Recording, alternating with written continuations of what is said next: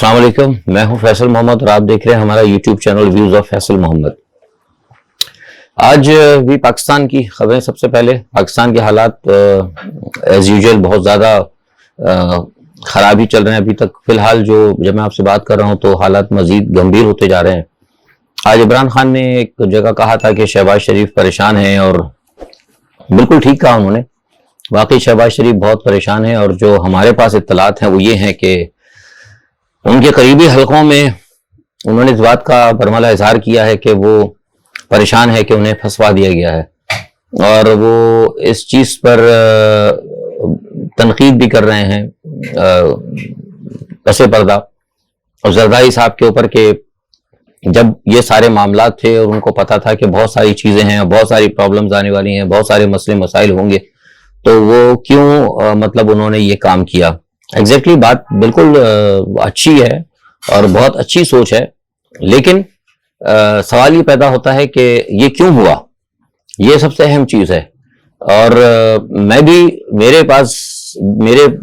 ذہن میں بھی یہ خیال آتا ہے کہ ایسا کیوں ہوا۔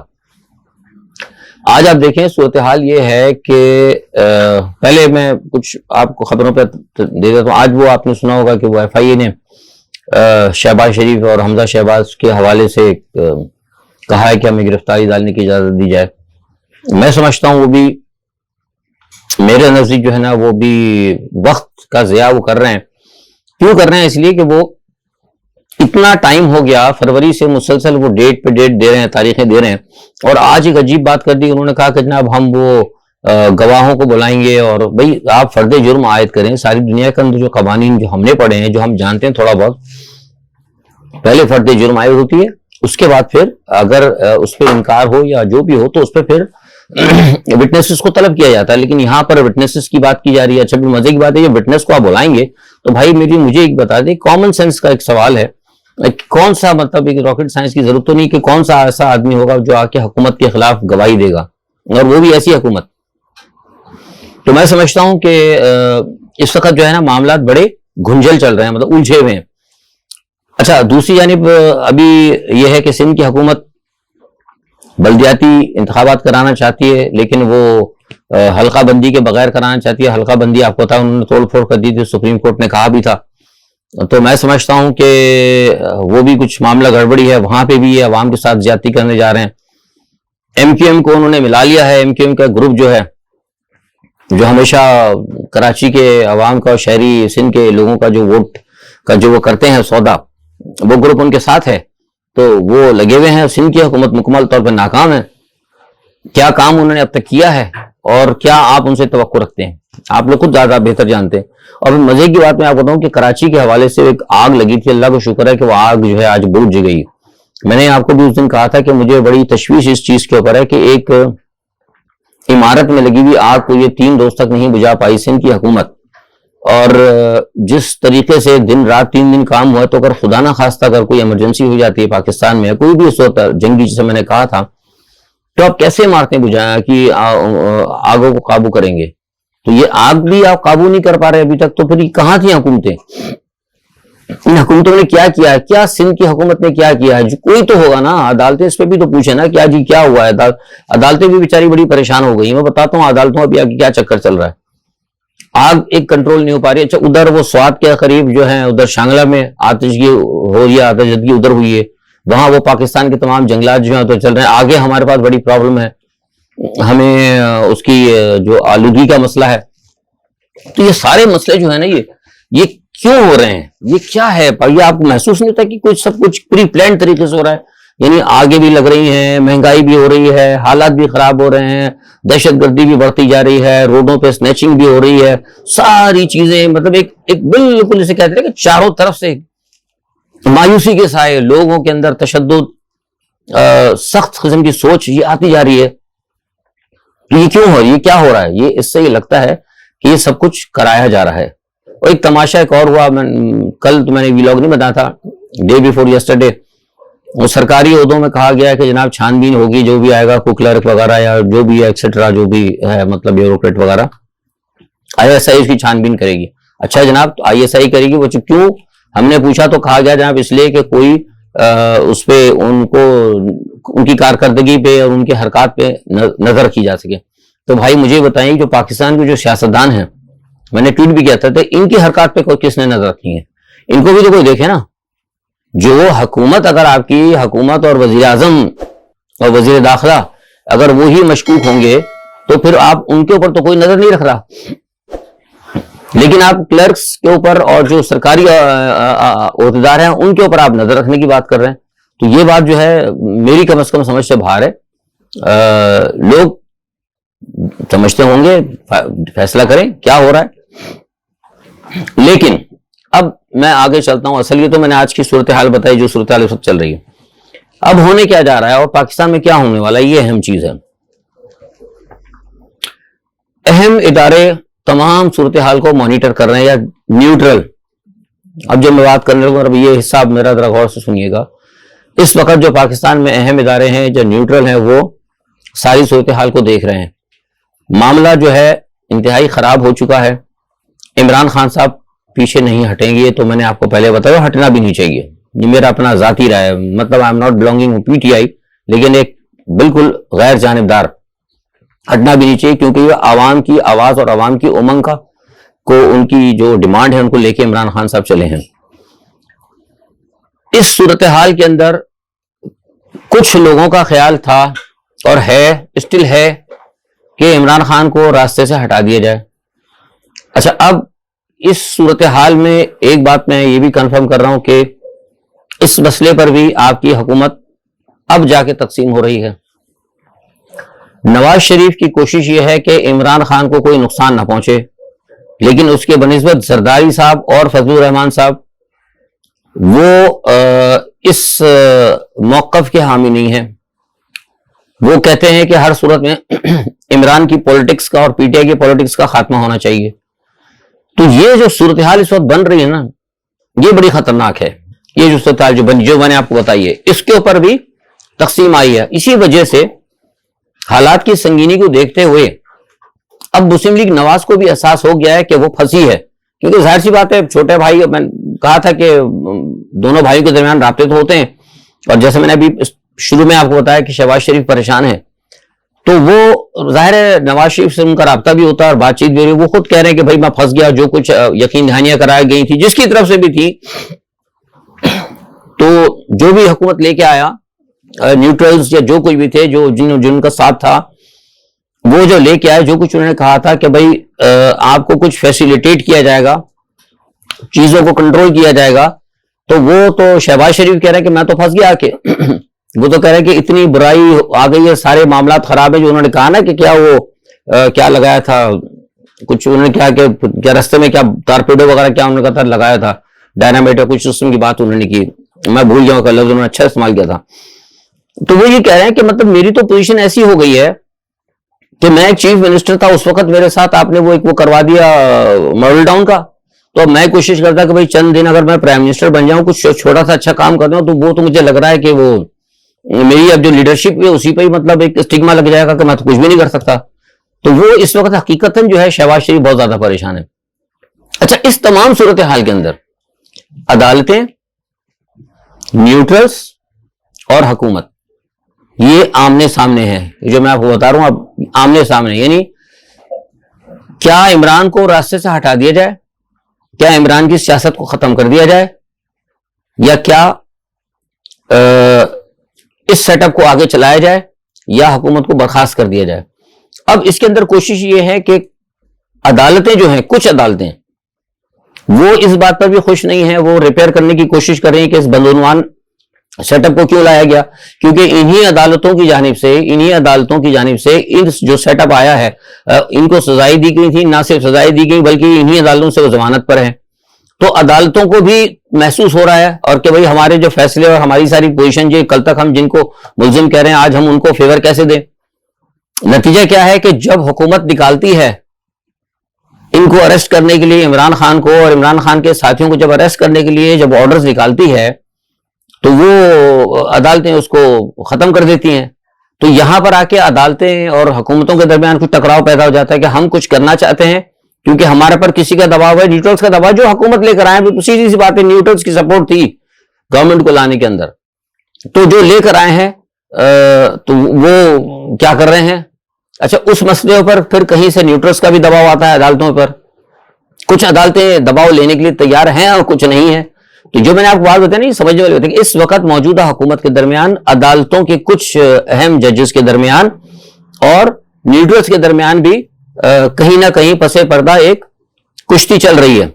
ایک ٹیگ ہوتا ہے نا, ٹیگ ایک نے مارا دوسرا آ گیا, دوسرے نے ہاتھ مارا, دیکھا کہ ٹیگ کشتی جو ہوتی ہے ریسلنگ کے اندر وہ چل رہی ہے اس وقت.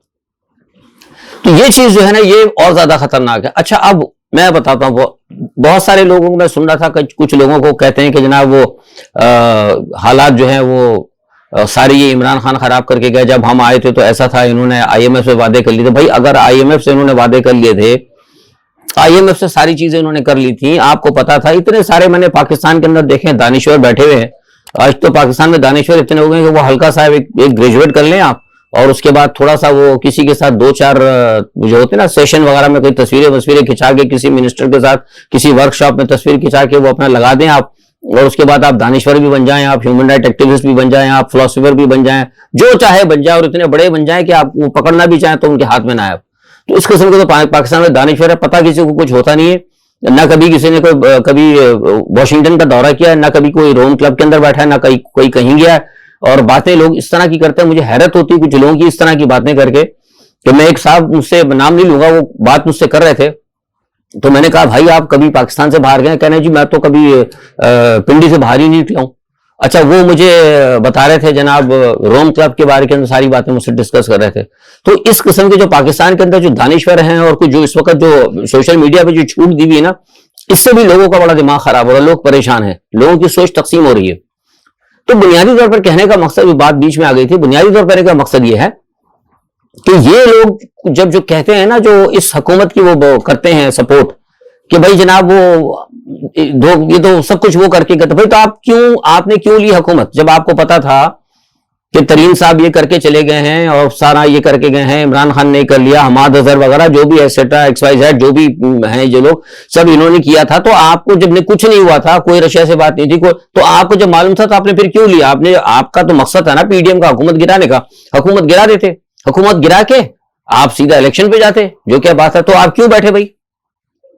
وجوہات بتا دیتے ہیں ہم کیوں بیٹھے. آپ یہ بات کریں نا, بیچ کے لوگ خالی عمران خان پہ نا, وجہ یہ تھی کہ جو بھی نیوٹرلز ہیں یا جو کچھ بھی ہیں یا جو بھی امریکن لابی ہے, کھل کے بتا دیتا ہوں, وہ اس وقت عمران خان کے خلاف تھی. وہ عمران خان کو اپنے حمایتی پاورفل سارے, میں بات نہیں کر رہا پوری ملٹری کی, جب بھی میں بات کرتا ہوں تو لوگ یا ججز کی بات کرتا ہوں سارے جج نہیں ہوتے, جب ملٹری کی بات کرتا ہوں ساری ملٹری نہیں ہوتی, ایک آدھ کوئی ہوتا ہے کسی کی اپنی لابنگ. ان کی کوشش یہ تھی کہ جو ویسٹ تھا ان کی کوشش یہ تھی کہ اپنے جو بھی پاکستان کے اندر پاور پلیئرز ہیں ان کے ذریعے اس کو ہٹا دیا جائے. عمران خان کو یہ تو بات کھل کے آ چکی سامنے, ہٹا دیا جائے. اس کی حکومت کو ہٹانے کے بعد وہی کانسپریسی جو کی گئی, جو کانسپریٹک انٹرونشن جو ہوئی ہے, اس کے ذریعے ہٹایا, اور اس کے بعد اس کو سیاست سے وائپ آؤٹ کر دیں. سمجھ گئے, یعنی صاف کر دیں. اس کے لیے پھر ان کو وائپ آؤٹ کرنے کے لیے کوئی نہ کوئی تو سیٹ اپ چاہیے تھا نا بھائی. کوئی وردی والا یا تو مارشل لا تو لگانے کی اجازت نہیں تھی کوئی, تو اسی لیے ان کو ایک ایسا سیٹ اپ چاہیے تھا جو چور بھی ہو, جو بدعنوان بھی ہو, جو ظالم بھی ہو. ماڈل ٹاؤن کا واقعہ آپ کو یاد ہے؟ تو یہ سیٹ اپ لایا ہی اسی لیے گیا ہے. لوگ سارے پوچھتے رہتے ہیں کہ جناب یہ آئے کیوں آئے, بھائی اس لیے لائے گئے تھے وہ لوگ, وہ اس لیے لائے گئے تھے کہ عمران خان کو رستے سے ہٹانا ہے, اور عمران خان کو رستے سے ہٹانے کی کوششیں ہو رہی ہیں. لیکن آپ سے میں نے کہا نا کہ اس وقت اداروں کے اندر بھی کئی 3 جگہ یہ ادارے جو ہے نا, مطلب حکومت, موجودہ حکومت, کچھ عدلیہ کے ججز, کچھ آپ کے نیوٹرلز, عوام کا پریشر دیکھ کے اب ان کی جو ہے سوچ جو ہے تقسیم ہوتی جا رہی ہے. نواز شریف صاحب جو ہے اس وقت عمران خان کو کسی قسم کا نقصان پہنچانے, ابھی تک میں بات کر رہا ہوں جو میرے پاس مستند ہے, وہ عمران خان کو کسی قسم کا کوئی نقصان پہنچانے کے حق میں نہیں ہے. وہ یہ کہتے ہیں کہ بات چیت کر لی جائے اور کوئی اس طرح کر کے نکالے, معاملات کو نکالیں. اور یہی وجہ ہے کہ نواز شریف نے کسی کے تھرو جو ہے پیغامات بھی پہنچائے ہیں عمران خان تک. اب وہ کیا ہوتا ہے 1-2 دن مجھے پتہ لگ جائے, لیکن یہ میں بتا رہا ہوں کہ وہ, لیکن بنسبت اس کے زرداری صاحب اور ان کی دوسری جو اپوزیشن جماعتیں ہیں وہ عمران خان کو بالکل نہیں دیکھنا چاہتی. تو اس لیے اس سیٹ اپ کو لایا گیا تھا, اور عمران خان کو ہٹانے کی رستے سے کوششیں کی جا رہی ہیں. بہت ساری جگہ, بہت جگہ باتیں ہو رہی ہیں, عمران خان کے گرد خطرات بڑھ رہے ہیں. جو میں بتا رہا ہوں آپ کو خطرات بڑھ رہے ہیں, بہت ساری چیزوں کو احتیاط کرنا پڑے گا. ایک ایسی ریاست جو کہ بڑی مشہور شخصیات کو انتہائی جدید تکنیکوں کے ذریعے, اب جو میں بات کر رہا ہوں بڑی اہم ہے, کہ ایک ایسی ریاست جو کہ بڑی شخصیات کو انتہائی جدید تکنیکی طریقے سے منظر عام سے ہٹانے میں شہرت رکھتی ہے, اس کا بھی مشورہ لینے کا کہیں پاکستان سے باہر سنگن ہے. تو اس سے اندازہ لگایا جا سکتا ہے کہ عمران خان کو ہٹانے میں کتنے ان کے مخالف سنجیدہ ہیں. تو یہ ساری صورتحال ہے, اور ملک اسی دوران, اس تمام صورتحال کے دوران ملک کا حال جو ہے انتہائی غریب ہو, یعنی سے کہتے ہیں کہ ملک عوام جو ہے انتہائی غریب سے غریب ہوتی جا رہی ہے, یعنی حالات جو ہے اور مزید خراب ہو رہے ہیں. کل جو گیس بجلی, اب میں اس پہ کیا بات کروں, سارا دن آپ سنتے رہتے ہیں جو حال ہوا ہے گیس اور بجلی کا, اور جو لوگوں کا حال ہوا ہے. کل آپ کے اسٹیل جو ہے پاکستان کی جو اسٹیل کا جو سیکٹر ہے ان کو گیس بند ہو چکی ہے. آج اب جب میں نے آپ کو ویلاگ شروع کیا, اس سے تھوڑی دیر پہلے مجھے بتایا گیا کہ جو آپ کا ٹیکسٹائل سیکٹر ہے اس کو بھی گیس بند ہو گئی ہے. تو پھر آپ مجھے بتائیے کہ کس طریقے سے, کیا آپ انتظار کرتے رہیں گے کہ بھائی کس طریقے سے عمران خان کو ہٹانا ہے, کہ عمران خان کو کیسے وائپ آؤٹ کرنا ہے, کس طرح پی ٹی آئی کو مطلب دیوار سے لگانا ہے, اس شیطانی چکر کے اندر. تو یہ تو مجھے نہیں لگتا قوم ساتھ کھڑی ہے, اور انشاءاللہ جو اللہ تعالیٰ کی جس طرح سپورٹ عمران خان کے ساتھ ہے, تو وہ تو مجھے نہیں لگتا اتنا آسان.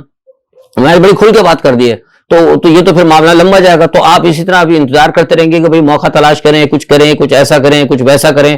تو یہ ایسے اور ویسے اور چکر کے اندر جو ہے آپ معاملات کو لمبا کریں گے, اور قوم جو ہے اسی طرح غربت اور مصیبت کے اندر پستی رہے گی.